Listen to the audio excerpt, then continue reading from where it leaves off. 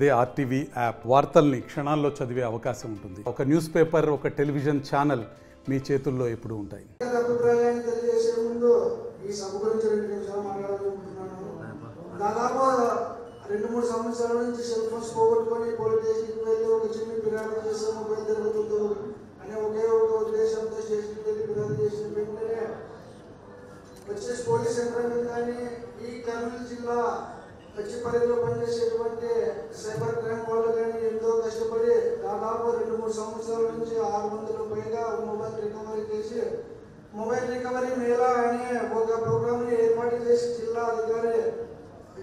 జిల్లా పోలీస్ అధికారి చేతుల మీదుగా వారందరికీ మొబైల్ అందజేయడం ఒక ఎంతో వచ్చేసి క్రియేట్ వచ్చేసి విషయం జరిగింది.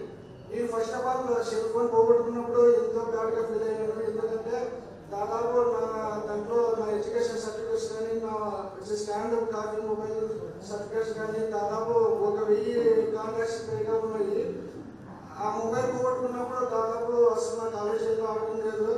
నేను పోగొట్టుకున్న మొబైల్ని ఎట్లా రికవరీ చేసుకోవాలనే ఆలోచనతో యూట్యూబ్లో సెర్చ్ చేసి ఏం చేస్తే బాగుంటుంది అంటే యూట్యూబ్లో సెర్చ్ చేసిన విధంగా వచ్చేసి పోలీస్ స్టేషన్కి వెళ్ళి నేను ఎస్ఐ గారికి నేను వచ్చి కంప్లైంట్ ఇద్దామని పోతే సార్ మరి మొబైల్ పోగొట్టుకుని సార్ అంటే అప్పుడు చిప్పగిరి పోలీస్ స్టేషన్లో పనిచేసుకోమంటే ఎస్ఐ గారు మీకు సెల్ వేదిక పెట్టే పని అయినా నాకేం నేను వేరే పీకే పని లేదు అన్న సార్ పలకారు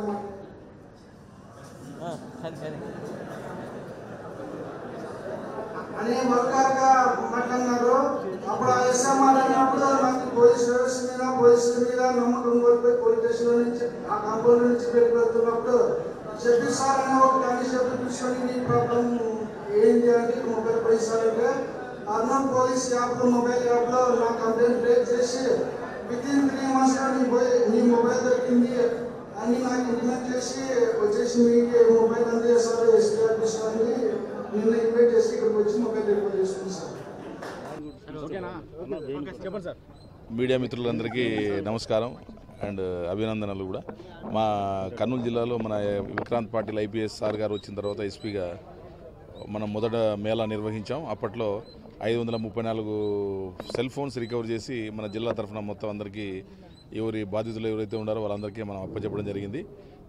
దాని తర్వాత కూడా మళ్ళీ అదే కంటిన్యూ చేస్తూ ఆ ఎఫర్ట్స్ అన్నీ కూడా కంటిన్యూ చేస్తూ సార్ గారి ఆధ్వర్యంలో మన సైబర్ టీం ప్లస్ ప్రతి police station constable to officers అందరూ కూడా కష్టపడి మళ్ళీ ఇప్పటికీ దాదాపు 604 మొబైల్స్ని రికవర్ చేసి ఈరోజు మనం యాక్చువల్గా సారే ఉండాల్సింది, మనము విజయవాడకు సార్ వెళ్ళిపోవడం వల్ల మీటింగ్కి మనల్నే కండక్ట్ చేయమన్నారు. సో సార్ యొక్క ఆధ్వర్యంలో మళ్ళీ ఈరోజు మనం 604 మొబైల్స్ని ఎవరైతే బాధ్యులు ఉన్నారో వాళ్ళందరికీ మనం తిరిగి అప్పచెప్తా ఉన్నాం. అందరికీ కూడా చెప్పేది ఏంటంటే ఇప్పుడు ఈ పోగొట్టుకునేటప్పుడు కొద్దిగా సెల్ ఫోన్స్ పైన జాగ్రత్తగా ఉండాలి, ఎందుకంటే మిస్యూజ్ అయ్యే అవకాశాలు కూడా ఉంటాయి. అలాగే సైబర్ అవేర్నెస్ ప్రతి ఒక్కరూ కలిగి ఉండాలని చెప్పేసి మనం సారు చెప్తున్నారు. మన టీమ్స్ కూడా రెగ్యులర్గా day to day programmes awareness కూడా క్రియేట్ చేస్తున్నారు అన్ని విషయాలపైన. ఎందుకంటే మనం సెల్ ఫోన్ లేనిదే మనం ఏది లేము. ఆ సెల్ ఫోన్ వాడేటప్పుడు జాగ్రత్త, సైబర్ దీనికి మనం గురి అయ్యేటువంటి అవకాశాలు ఉంటాయి. కాబట్టి వాటి పట్ల ఎలాంటి ఓటీపీలు కానీ లేదా సమాచారం అడిగినా మీ యొక్క వ్యక్తిగత సమాచారాన్ని ఎవరికి కూడా షేర్ చేయకోకుండా జాగ్రత్త వహించి వీటికి సైబర్ యొక్క ఫ్రాడ్స్కి మనం గురి కాకుండా ఉండాలి. అలాగే సెల్ ఫోన్స్ పట్ల మనం జాగ్రత్తగా ఉండాలని చెప్పి కోరుకుంటున్నాం. ఈ ఎఫర్ట్స్ ఎవరైతే ఉన్నాయో ముందు కూడా ఇలాగే కొనసాగించి మనకు రెగ్యులర్గా వస్తూ ఉంటాయి పోగొట్టుకున్న వాళ్ళ పలానమని వాటిని ఖచ్చితంగా మళ్ళీ తిరిగి కూడా మళ్ళీ రికవరీ చేసి బాధితులకు అందరికీ మనం తప్పకుండా న్యాయం చేయడానికే మన జిల్లా పోలీసు యంత్రాంగం అంతా కూడా తమ వంతు పాత్ర ఖచ్చితంగా పోషిస్తామని చెప్పి తెలుపుకుంటున్నాం. Thank you very much. మరిన్ని వీడియోస్ కోసం ఛానల్ ని సబ్స్క్రైబ్ చేయండి, లేటెస్ట్ అప్డేట్స్ కోసం వాట్సాప్ ఛానల్ ని ఫాలో చేయండి అండ్ లింక్ డిస్క్రిప్షన్ లో ఉంది.